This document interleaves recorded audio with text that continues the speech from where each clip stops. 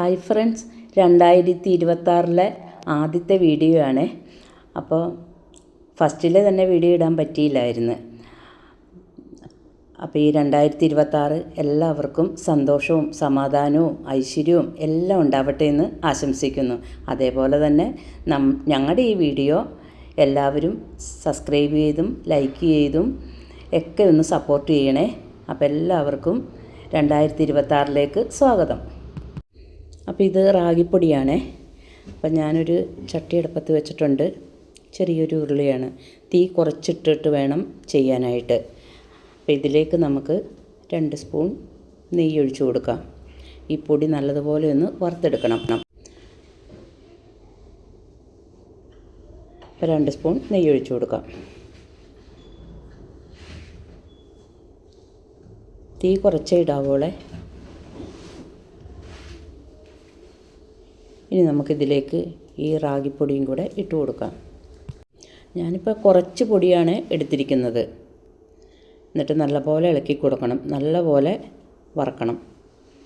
ആ നെയ്യിൽ കിടന്ന് പൊടി നല്ലതുപോലെ ഒന്ന് ഉരിഞ്ഞ് കിട്ടട്ടെ.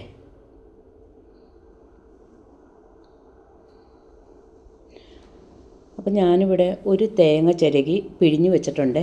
ആദ്യത്തെ പാലും രണ്ടാമത്തെ പാലും മാറ്റി വെച്ചിട്ടുണ്ട്. അപ്പോൾ പൊടിയൊക്കെ നല്ലതുപോലെ മുരിഞ്ഞിട്ടുണ്ട്. നല്ല മണമൊക്കെ വരുന്നുണ്ട്. ഇതിലേക്ക് നമുക്ക് രണ്ടാമത് പിഴിഞ്ഞ് വെച്ചിരിക്കുന്ന പാല് ഒഴിച്ചു കൊടുക്കാം. കുറേശ്ശെ ഒഴിച്ച് ഇളക്കിയിട്ട് വേണേ, അല്ലെങ്കിൽ പൊടി ആയതുകൊണ്ട് പെട്ടെന്ന് അങ്ങോട്ട് കട്ടയായി പോകും. പതുക്കെ ഇളക്കി കൊടുത്താൽ മതിയേ. പിന്നെ ഇതൊക്കെ ഉണ്ടാക്കുമ്പോൾ ഇത്തിരിയും കൂടെ വലിയ പാത്രമാണെങ്കിൽ നമുക്ക് നല്ലപോലെ ഇളക്കാൻ പറ്റും. അപ്പം ഇങ്ങനെയുള്ള പാത്രത്തിലൊക്കെ എടുക്കുമ്പോൾ ഒരു മരത്തവിയും കൊണ്ട് ഇളക്കണം നല്ലത്. അല്ലെങ്കിൽ നമ്മളിങ്ങനെ ചട്ടിയിലേക്കൊക്കെ ഇങ്ങനെ കൊട്ടുമ്പോഴത്തേനും ഈ പാത്രത്തിൽ പാട് വീഴും. അപ്പം നമ്മൾ മറ്റുള്ള സാധനങ്ങളൊക്കെ ഉണ്ടാക്കുമ്പം ആ ടേസ്റ്റും അതിൻ്റെ വേസ്റ്റും ഒക്കെ അതിൻ്റെ അകത്ത് കയറിയിരിക്കും. അപ്പോൾ അതുകൊണ്ട് എപ്പോഴും ഇങ്ങനെയുള്ള പാത്രങ്ങൾ എടുക്കുമ്പോൾ ഒരു മരത്തവി എടുക്കണതാണ് നല്ലത്. അപ്പോൾ ഞാൻ ഈ വാർക്ക ഉരുളി എടുക്കുമ്പം ഇങ്ങനെ ചീനിച്ചട്ടിയിലിട്ട് ഇങ്ങനെ കൊട്ടാറുണ്ട്. അപ്പോൾ അത് ഇതിലേക്ക് 1 സ്പൂൺ നെയ്യും കൂടെ ഒഴിച്ചു കൊടുത്തിട്ടുണ്ട്. എന്നിട്ട് നല്ലതുപോലെ ഒന്നും കൂടെ ഇളക്കി കൊടുക്കണം. അപ്പോൾ ഞാൻ ആ ഉരുളിയിൽ ഇങ്ങനെ ഇട്ട് കൊട്ടുമ്പം ഇങ്ങനെ അതിലിങ്ങനെ പാട് പോലെ ഉണ്ടാകാറുണ്ട്. അതുകൊണ്ടാണ് പറഞ്ഞത്. എന്നിട്ട് നല്ലപോലെ ഇളക്കണേ. ആ നെയ്യ് കിടന്ന് നല്ലതുപോലെ വേവട്ടെ. ഇനി നമുക്ക് ശർക്കര ഉരുക്കി വെച്ചിട്ടുണ്ട്. അതും കൂടെ ഒഴിച്ചു കൊടുക്കാം. അപ്പോൾ ശർക്കരയും കൂടെ ഒഴിച്ചിട്ട് നല്ലപോലെ ഇളക്കി കൊടുക്കണേ. അപ്പോൾ മധുരം, ഞാനിപ്പോൾ ഇവിടെ മധുരം കുറവാണ് എടുത്തിരിക്കുന്നത്. മധുരം കൂടുതലുള്ളവർ കുറച്ചും കൂടെ എടുക്കുക. അതൊക്കെ നോക്കിയിട്ട് വേണം ഒഴിച്ചു കൊടുക്കാനായിട്ട്.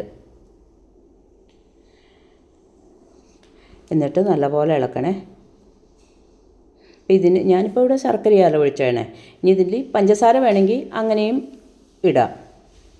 നമുക്കിഷ്ടമുള്ളത് ഇട്ട് കൊടുക്കാം. നല്ലപോലെ ഇളക്കണം.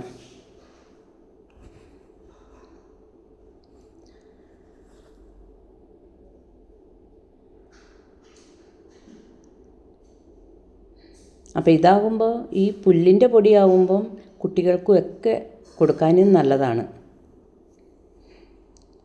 നല്ല ഹെൽത്തി ആയിട്ടുള്ള ഒരു പായസമാണ്. ഇതിലേക്ക് ചുക്കും ഏലക്കായും കൂടെ കല്ലിലിട്ട് നല്ലതുപോലെ ചതച്ചതാണ്. അതും കൂടി ഇട്ട് കൊടുക്കാം. എന്നിട്ട് നല്ലപോലെ ഇളക്കി കൊടുക്കണേ.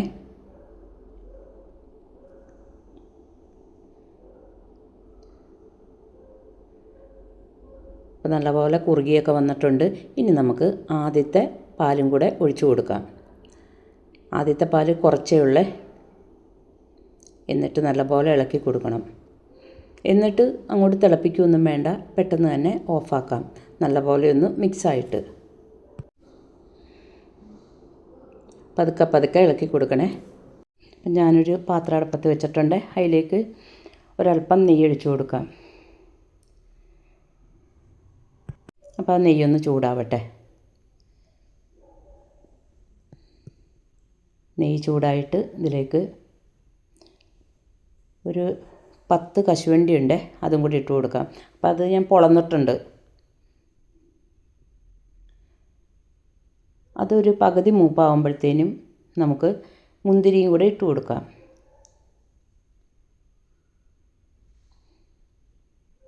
അപ്പോൾ അതേ മൂത്തൊക്കെ വരുന്നുണ്ട്. ഒത്തിരി അങ്ങോട്ട് മൂപ്പിക്കണ്ട, നിറം അങ്ങോട്ട് പാടെ മാറിപ്പോകും.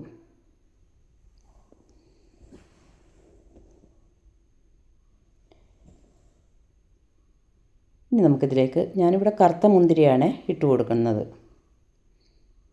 ഇത് കുരുവില്ലാത്ത മുന്തിരിയാണ്. മുന്തിരി ഇട്ട് കഴിഞ്ഞാൽ ഒത്തിരി നേരം അങ്ങോട്ട് ഇളക്കണ്ട, തീ ഓഫാക്കാം, പെട്ടെന്ന് മൂത്ത് വരും. ഇനി നമുക്കിത് നമ്മുടെ പായസത്തിലേക്ക് ഒഴിച്ചു കൊടുക്കാം. പായസമെന്നോ കുറുക്കെന്നോ എന്ത് വേണമെങ്കിലും പറയാം. എന്നിട്ടൊന്ന് പതുക്കെ ഇളക്കി കൊടുക്കണേ. അപ്പോൾ വീഡിയോ ഇഷ്ടപ്പെട്ടെങ്കിൽ ലൈക്ക് ചെയ്യാൻ മറക്കരുത്. അപ്പോൾ എല്ലാവർക്കും ഒരിക്കൽ കൂടി പുതുവത്സരാശംസകൾ നേർന്നുകൊണ്ട് നിർത്തുന്നു.